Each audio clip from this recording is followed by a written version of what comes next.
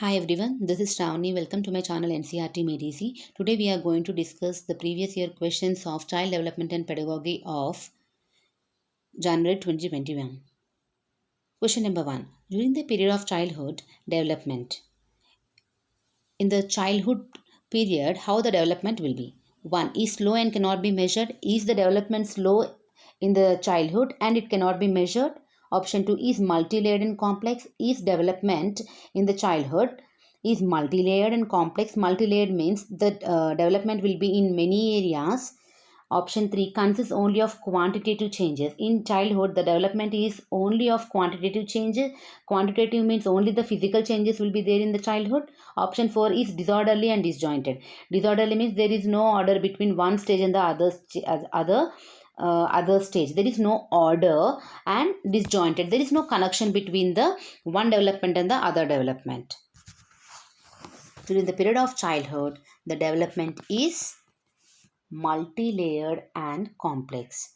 Multi-layered means during the childhood the development is multi-layered. Multi-layered means that the child will be developing in many areas. Means physically the child will be developing, cognitively, that is mentally, and emotionally. These areas the child is developing, so that's why it is called as multi-layered. Multi-layer means in different areas the child is developing. And complex, the as the many multi-layered, that is many changes are happening in the child, that's why it is complex. It is not simple. So the option 2 is the right answer. Next, question number 2. Zone of proximal development is. Zone of proximal development is the area between the child's current level of independent performance and the level of performance that the child could achieve with the help of adults and more skilled peers. Is the zone of proximal development is the area between the child's current level, means current level of independent performance, and the level of performance that the child could achieve with the help of others. Here the child is able to do the activities independently, and here in this area the child needs help. Is the zone of proximal development is the area between them. Next, option 2. Option 2, a range of tasks that the child should be able to do as per her age but cannot. Is zone of proximal development is a range of tasks. Means at particular age the child should be able to do some task, but the child is unable to do the task. So is that the zone of proximal? In which area or in which age the child is unable to do the task? Is that the zone of proximal development? Option 3, the process where two individuals who begin with different understanding arrive at a shared understanding. Is zone of proximal development is a process where the individuals who are having different understandings in the beginning. In the beginning, they are having different opinions regarding one topic. At the end, they will be having an understanding, shared understanding. Option 4 is zone of proximal development is the process in which the children learn to perform tasks. Here, the children will be learning to perform tasks as set by the elder members in the society. The elder members will be setting some processes to do the task, to perform the task. And is that the zone of proximal development? Zone of proximal development means it is option 1. It is the area where for example, this is an area where the child can do the activities independently. Now, in this independent area, for example, we think that we are teaching the child the additions, simple additions. Now, here the child is able to do the simple additions independently. Now we are going to teach the child the additions with carrying additions. Now, the child is unable to do the carrying additions, but the child is able to do the simple additions. Now, here the child needs help to reach this level. So, the help given by the person is called the more knowledgeable person, and the help provided is called as scaffolding. It is scaffolding. And the difference between these two areas, they will be asking the difference between the two areas, or they'll be asking the area between the two areas. Means where the child is able to perform the things independently, and it is the area where the child needs help from the peers or adults or any other more knowledgeable person, skilled person. So this is the zone of proximal development, and it is given by Lev Vygotsky in his socio-cultural theory, and these are the key words. You have to remember the more knowledgeable person word is used by Lev Vygotsky, and the help given by the more knowledgeable person is called scaffolding, and the whole process is called as a zone of proximal development. Next. Question number 3. According to Jean Piaget, children in formal operational stage. Jean Piaget gave the stages. According to the Jean Piaget, children in the formal operational stage. How the children in the formal operational stage will be? Option 1. Are capable of hypothetico-deductive reasoning and propositional thought. Are there in the formal operational stage? Are the children able to do the hypothetico-deductive reasoning and propositional thought? Here hypothetical deductive means the child is able to form the conclusions, or the child is able to make a whether the statement is right or wrong. Propositional thought means logical conclusion based on the wording of a statement. Here the child will be coming under the conclusion with the statement only, and the child does not need any type of observation. This is called as propositional thought. Next. Option 2 are bound by centration and irreversibility of thought. Centration, here the centration means the child will be focusing only on the one dimension of a situation. That means, for example, if you are giving the child 5 pieces of cookie, and if I gave the other child the long or a big cookie, okay, here in this centration means the child will be thinking only of the number of pieces but not the size. So this is the centration. Centration means focusing only on the one dimension of a situation, pieces of cookie and the big cookie. The child will be thinking that the big cookie is a large quantity, but the child will not consider the size. Option irreversibility. Irreversibility means the child is unable to reserve a sequence of events. Means for a reverse the sequence of events means the child cannot realize that the amount of water is same when it is poured from a tall beaker into a wide beaker. For example, I have taken a water in a long beaker. The same glass of water I poured in a wide beaker. Now the child will be thinking that it is a small quantity and it is a large quantity. The quantity is more in this glass because the child is unable to do the irreversibility. Means the same glass of water is poured. Now the water is poured in this quantity and the child will be thinking that this water is less, the water in this beaker is less and this beaker is more. This is irreversible. The child is unable to do irreversibility. In the same way, we call this also as a conservation. See, cannot conserve, classify and seriate. Conserve means the quantity. Conservation means the quantity does not change if it is altered. For example, we are taking a dough. We are taking dough and I made the same quantity of dough into a cylindrical shape. Later, I made the same quantity of dough into a circle. Now the child is unable to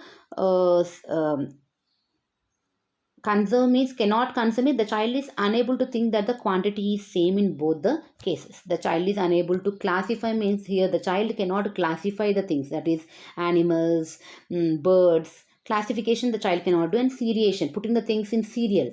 The child cannot put things serially. Next, begin to engage in make believe and the symbolic play. Make believe means pretend play.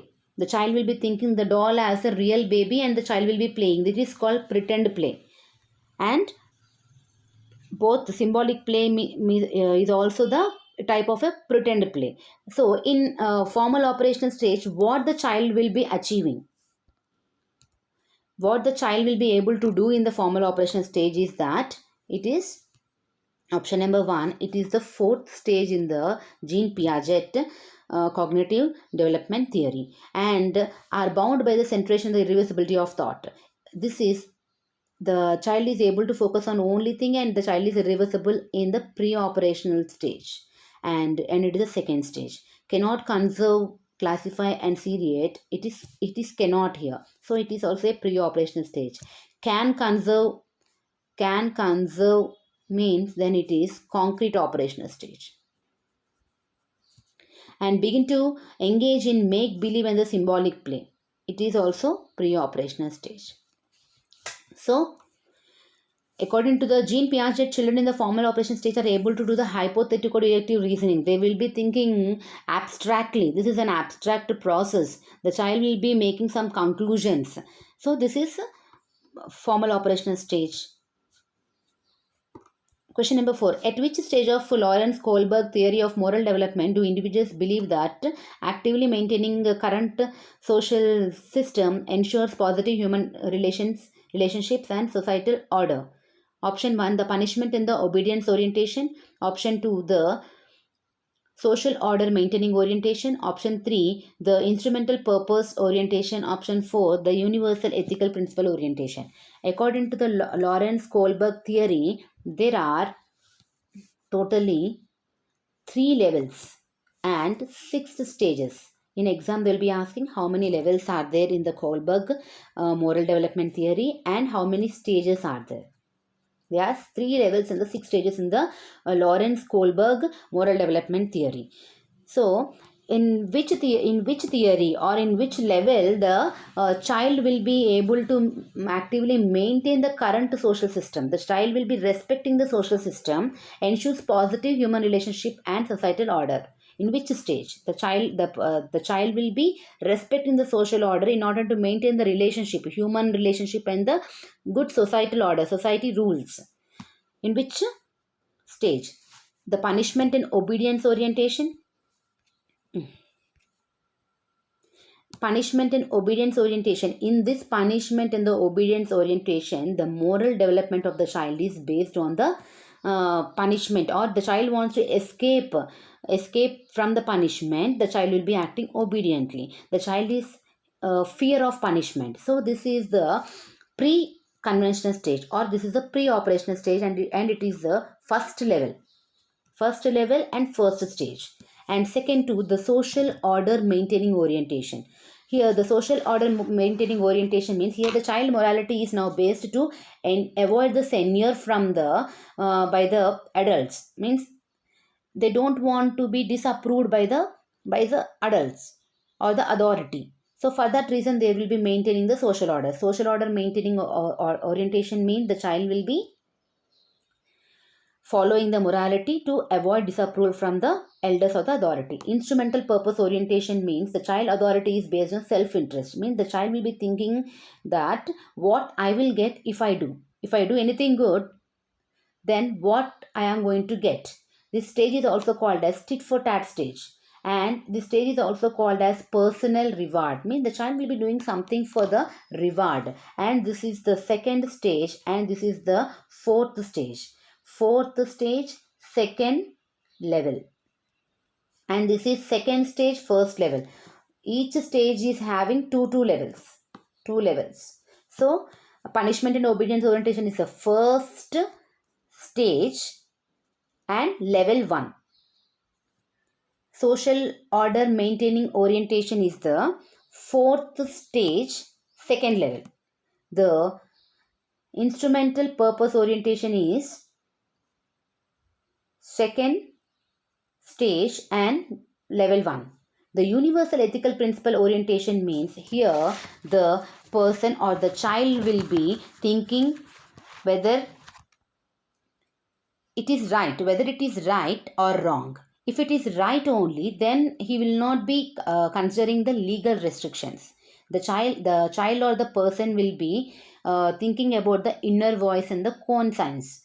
For example, this Gandhiji and Nelson Mandela will come under the universal ethical principle orientation, and it is stage 6 and level 3. Here maintaining the current societal system for the positive human relationship. In order to maintain a relationship, positive human relationship with the society and with the humans, so this comes under the social order maintaining. He's doing only just for the approval. There is no love for the for doing anything. Next, question number 5. Which of the following is correctly matched pair of type of intelligence and end stage performance possibilities as per Howard Gardner's theory of multiple intelligence? Here we have to find the correct match. Types of intelligence and end state performance possibility. Is it spatial and the therapist, intrapersonal and the salesperson, linguistic and sculpture, bodily kinesthetic and the athlete? Gardner gave 8 types of intelligence. Gardner's, you have to remember the name of the theory, Howard Gardner's theory of multiple intelligence. Multiple intelligences theory was given by Howard Gardner, and he gave the 8 types of intelligences. Okay, here spatial intelligence means the person will be having the ability to solve the spatial problems. That means they will be good in solving the graphs, charts, and they will be good in drawing and the painting. Is spatial relation linked with therapist. Therapist means the person who help the clients to develop their skills and to improve their lives. There is no relationship between the spatial and the therapist. Here it is those are having spatial intelligence, they'll become a painters, and the they will perform drawings and the graph and the chart works very well, and they'll be doing the puzzle works very well. There is no relationship between both of them. Intrapersonal means the intelligence means the person will be having good relationship with himself. That is intrapersonal intelligence. Salesperson should be having interpersonal relationships, not interpersonal means the person should be having good relationship, or the person should be able to maintain the good relationship between the other person, and that quality should be needed for the salesperson. And intra means it is for the politicians and the writers. This intrapersonal is needed. Linguistic means a good they will be having good control over the language. Linguistic intelligence means the person who are having good control over the language are called the is called the linguistic intelligence. And sculpture means those who make sculptures. They need sculpture means that he should be able to plan the things before only, and it needs and it spatial is the correct matching for it, but these two are not correct matching, and it is wrong. Bodily kinesthetic means the person will be performing different body movements. The ease of performing the different body movements is called the bodily kinesthetic. And the athlete is a person who performs the physical activities very easily, and the option 4 is the right answer. Bodily kinesthetic is athlete, and these all are mismatched. Next, question number 6. According to Lev Vygotsky, option 1, language plays an important role in cognitive development of children. Option 2, children learn language through a language acquisition device. Option 3, children's cognitive development occurs in stages. Option 4, maturation of schemas leads to cognitive development in children. According to Lev Vygotsky, Lev Vygotsky gave socio-cultural theory. Lev Vygotsky's theory is socio-cultural theory, and Lev Vygotsky is a social constructivist. Means he said that the development is based on the society, the type of the relationship the child maintains, and the cultural. Both will be affecting the cognitive development of the child. Next, he said, according to Lev Vygotsky, the language plays an important role in the cognitive development.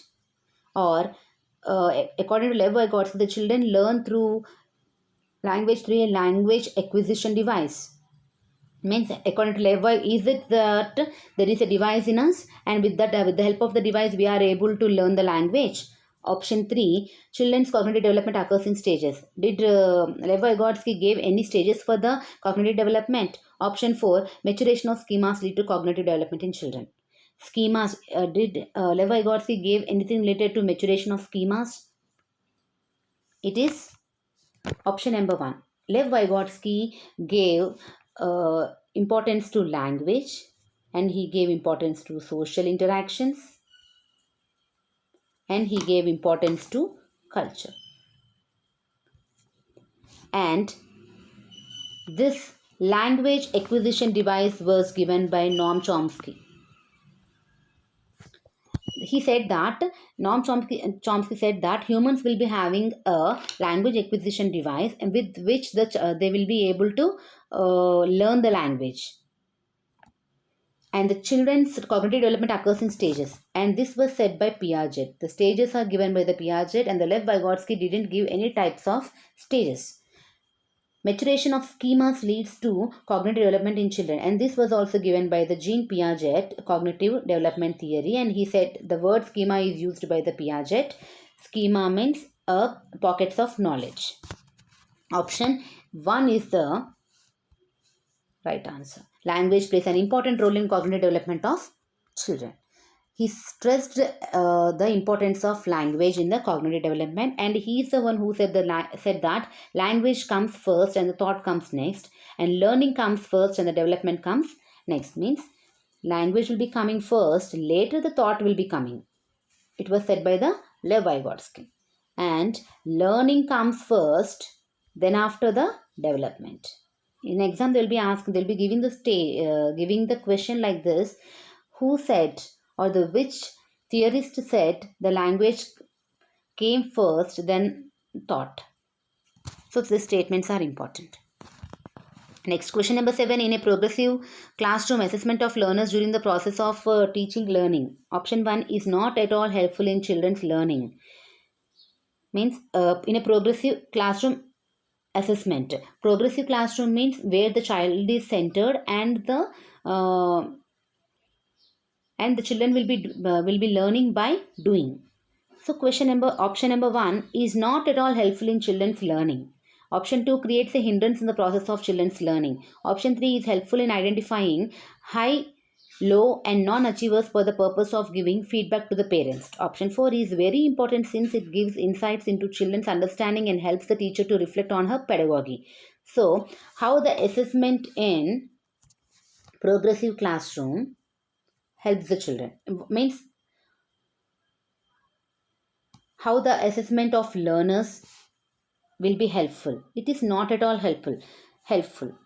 This is wrong, because in a progressive classroom, the child is the center and the child will be learning by doing, and the child will be given most importance, and the curriculum is also designed based on the child.